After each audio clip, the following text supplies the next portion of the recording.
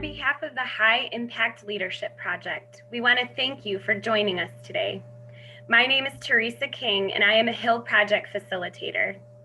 As a former teacher, interventionist, district and ISD literacy coach for the past 16 years, this has been one of the most impactful projects I have been a part of.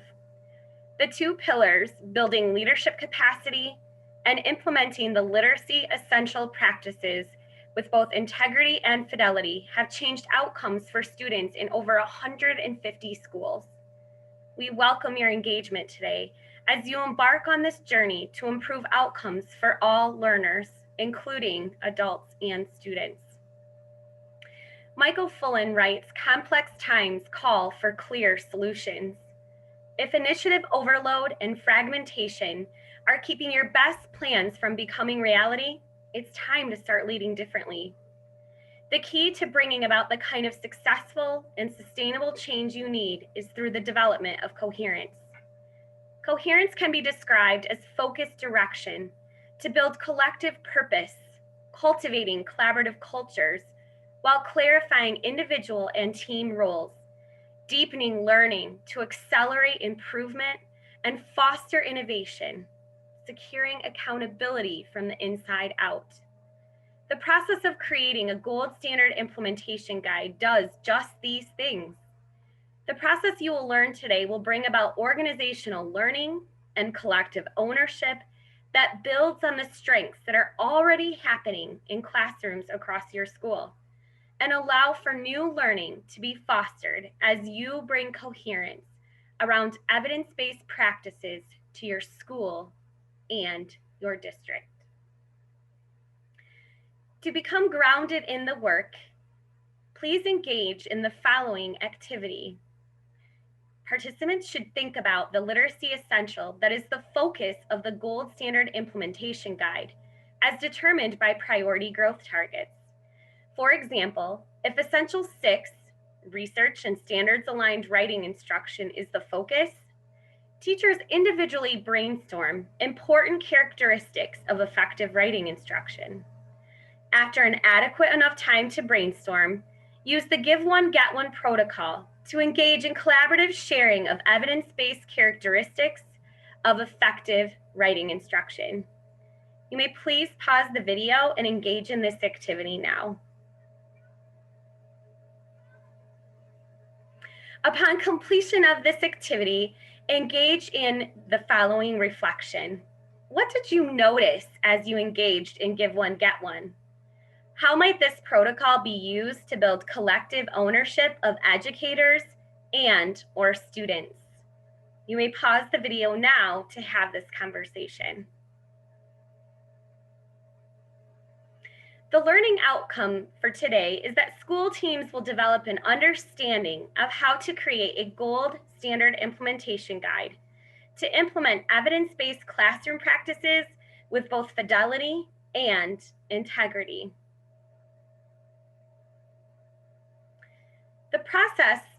This process supports educators in digging into the research of the literacy essentials to reach common definitions and understandings of research-based practices.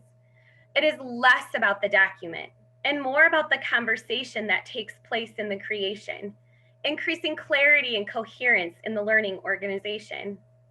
Gold standard implementation guides are created by school teams for each classroom practice, priority growth target that articulates the following. How will students experience specific research-based instructional practices? What are the specific and observable gold standard classroom teacher behaviors based on the critical features of research-based classroom practice? What might the integrity adaptations of the gold standard behaviors for teachers be based on school context, resources, and student characteristics? It is about getting everyone on the same page.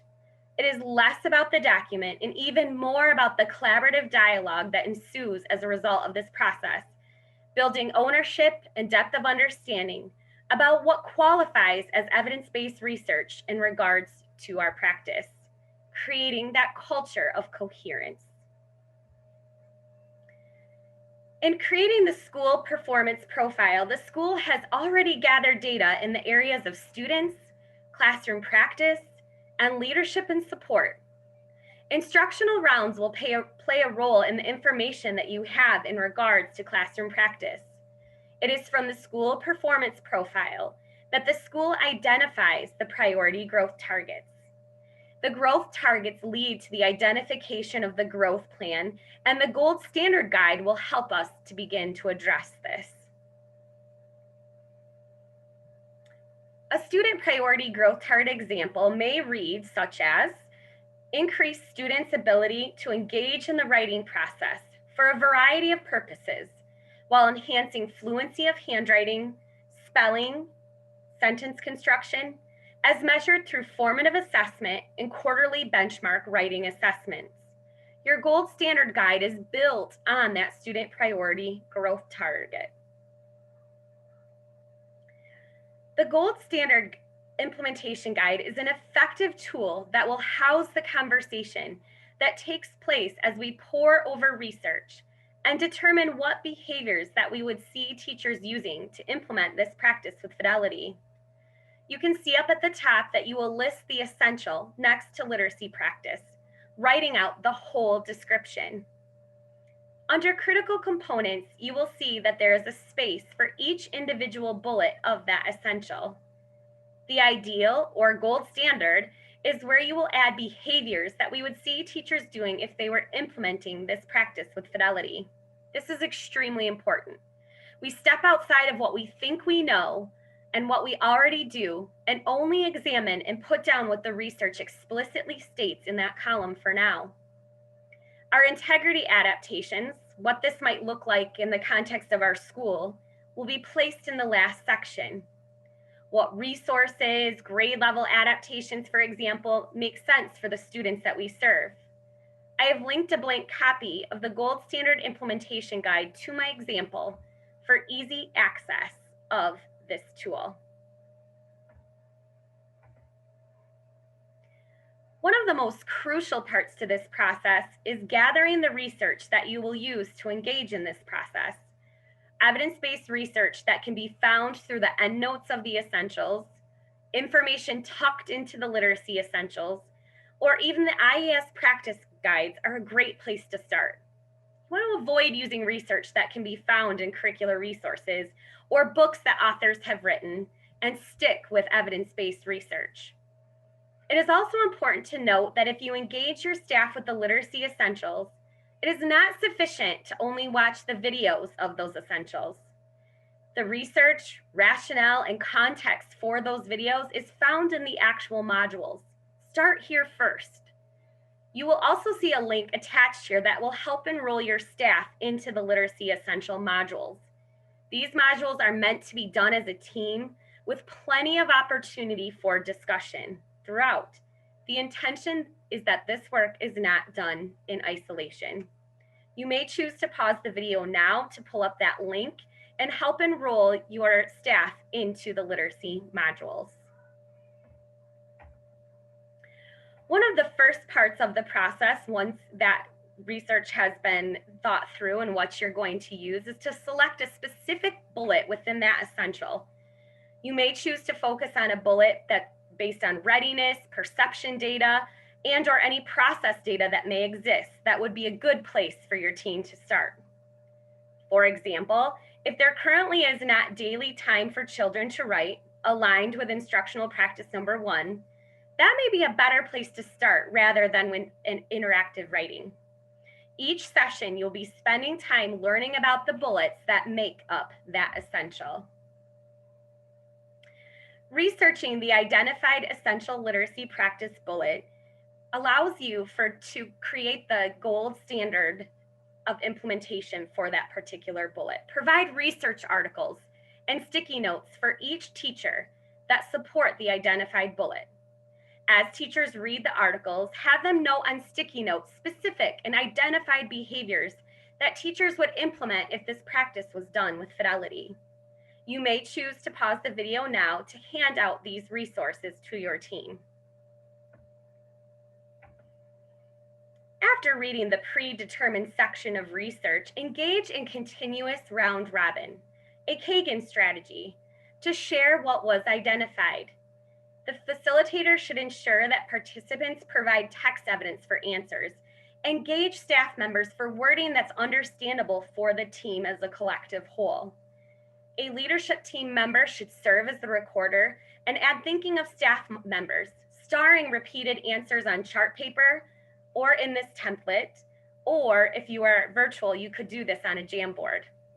This information may be typed into the gold standard implementation guide as you go, or the leadership team could also do this task later at their next meeting to ensure appropriate pacing.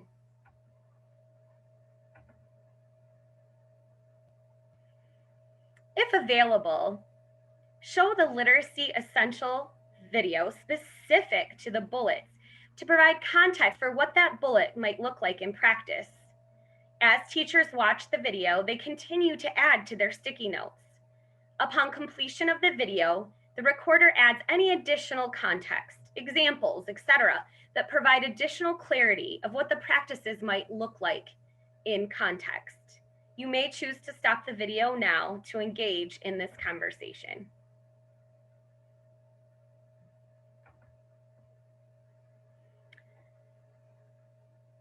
The next part of the process speaks to the integrity adaptations. How might we implement the gold standard behaviors in ways that make best use of our strengths and resources that are specific to the context of our school without devaluing the research? This may be where the discussion leads to how these practices might look different across grade levels, resources that schools may have, for example, and variations can be added into that third column. There may be considerations based on curricular resources that could become integrity adaptations. Caution, this is something you can get from your curricular resources, but still be sure that the curricular resources are supported by research-based practices as identified in the essentials. This might also be where you find time to enhance curricular examples that may be lacking. You may also want to consider using the Not This But That book series endorsed by Nell Duke to support you during this part of the process. For example, some of those books might provide additional examples of what these essentials might look like in the context of your school. We want to make sure that whatever is added doesn't sacrifice the integrity of the research. For example, if third grade teachers wanted to add that they were only going to pull leveled groups daily for small group instruction, this goes against what the research says in regards to that most small groups should be pulled based on skill and/or interest. The third column may also be a conversation that you revisit after you engage in walkthroughs or instructional rounds looking for the gold standard of implementation. You may notice new ways to implement from visiting the classrooms of other teachers that are also in alignment with the research. For example, in Essential 4, Bullet 3, activities that involve segmenting sounds in words, part of that phonemic awareness. And the use of L-Conan boxes might be a tool for that part of the process. Perhaps there is a teacher that is using phoneme graphing mapping. Students are sliding the chips up into each individual box when they hear those sounds. However, when they pull the chips back down one by one, they may be writing the letter that represents the sound in the individual boxes. While the bullet doesn't directly depict phoneme graphing mapping, this practice does make connection between Essential 4 and Essential 5 in the K-3 literacy essentials and is also validated by research. You may want to choose to engage in conversation around some integrity adaptations for the bullet that you are choosing. You can pause the video at any time. After you have engaged in that process around the research, it will be important to continue to reflect on the importance and implications for this process of building the gold standard guide. This dialogue will provide grade level teams a chance to debrief both the content and process within their grade level, reinforcing the purpose of this process of ensuring that students have equal access to evidence-based literacy instruction as their teacher and the grade level teams engage together to gain coherent knowledge about what constitutes as best practice in the identified essential. You may choose to pause the video now to take about 5 minutes to reflect on the following questions. What impact might this process have in our grade level? What did you learn today that you are taking back to your classroom to implement tomorrow? And what is a less effective practice you may let go of to ensure that there is time to implement new learning? You may pause the video now. As you continue to engage in reflection, the facilitator and principal should be roving to listen and determine next steps that need to be clarified in that moment, the next time that the leadership team meets, or at the next all staff time. This next dialogue opportunity will provide educators a chance to debrief both the content and process across your school, reinforcing the purpose of this process of ensuring that students have equal access to evidence-based literacy instruction as their teachers and support staff gain coherent knowledge about what constitutes as best practice in the identified essential. This is imperative, as students are often shared between teachers and support staff, and even brings less confusion as students go from one grade level to the next. As cross-grade level teams, you may want to reflect on the following questions. What impact might this process have across our school in different grade levels and or roles? What did you learn today that you are taking back to your classroom to implement tomorrow? What is a less effective practice you may let go of to ensure there is time to implement new learning? You may pause for 5 minutes to have this conversation.